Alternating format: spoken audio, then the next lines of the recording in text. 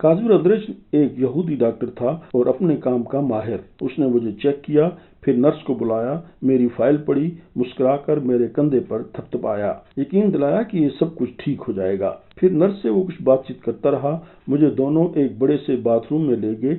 दरवाज़ा खोलकर मुझे समझाया कि जब भी नहाना हो इस बाथरूम को इस्तेमाल कर लिया करो, ये सिर्फ स्टाफ के लिए है, मरीज यहाँ नहीं आते। जल्दी मेरा इलाज शुरू हो गया। मेरे दोनों बाजुओं पर 2 बोतलें लगा दी गईं।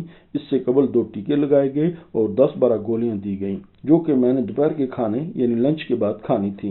लंच मुझे बेड पर दिया गया, फीका सा शोरबा, डबल रोटी, फ्रूट जूस और पनीर वगैरह। मज़ा कोई खास ना आया, बहरहाल मेरे लिए कोई दूसरा ऑप्शन न था। 4 बजे कुछ फ्रूट और काकाओ दिया गया। शाम 6:30 बजे खाना। मैं कमरे में ही रहा। वक्फे वक्फे से कोई न कोई नर्स या मरीज, औरत या मर्द मुझे मिलने आता। डिक्शनरी की मदद से चंद अल्फाज अदा होते, फिर वो भाग जाते। कोई भी रूसी जबान के अलावा कुछ न जानता था। मुझे ऐसा लगा जैसे कि मैं कोई कुर्बानी का बकरा हूँ और सब लोग मुझे देखने आते हैं। अगले दिन लूबा जल्द ही आ गई और हम सब काज़िम अंद्रेज के कमरे में इकट्ठे हो गए। वो सब आपस में मेरे बारे में डिस्कस करते रहे। उनके लिए एक तो मेरा कम खाना और दूसरा कम बोलना या खामोश या जैसे कि वो समझते थे उदास रहना बायस तशवीश था। हालांकि ये कोई खास बात न थी। जाहिर है मैं ज़बान न जानता था और न मेरा कोई वाकिफ था कि मैं गप करता। डॉक्टर ने मुझे बाजू से पकड़ा और किचन में ले गया। किचन के स्टोर रूम में 3-4 रेफ्रिजरेटर पड़े हुए थे। उसने उनको खोल खोल कर मुझे दिखाया। वहाँ दूध, दही, पनीर, फ्रूट, हर किस्म की अशियाए खुर्दनोश थी। उसने कहा, आपको जब भी भूख लगे, जो भी खाने को जी चाहे और जितना चाहे आके ले लो और खाओ। उसने स्टाफ को हदायत कर दी कि इसको कोई मना न करे।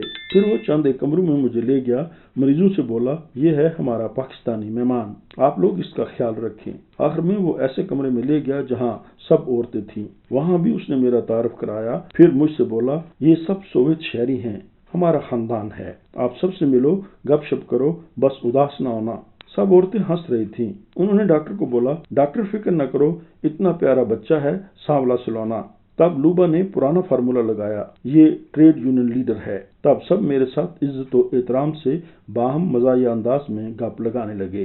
फिर एक नौजवान लड़के साशा को बुलाया गया। डॉक्टर ने उसे बताया, मोहम्मद को ले जाओ और हमारे फ्लोर का तारुफ कराओ। लूबा हमारे साथ थी और साशा बता रहा था।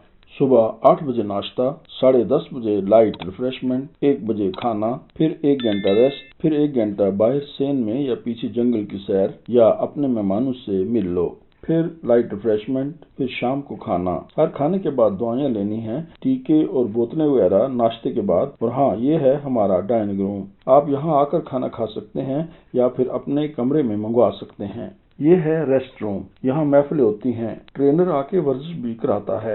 रेस्ट रूम और डाइनिंग रूम में टीवी मौजूद हैं, आप देख सकते हैं।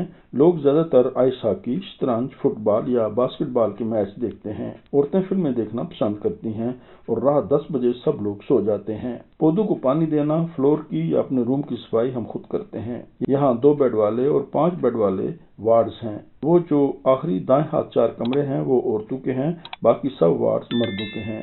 काज़िम अंद्रेज के अलावा एक डॉक्टर मिखाइलोविच भी है और भी कई डॉक्टर आते हैं। सब मर्द औरतें एक दूसरे के कमरे में जा सकते हैं, लेकिन शाम 10 बजे के बाद अपने कमरे के अलावा कहीं भी जाने की इजाजत नहीं।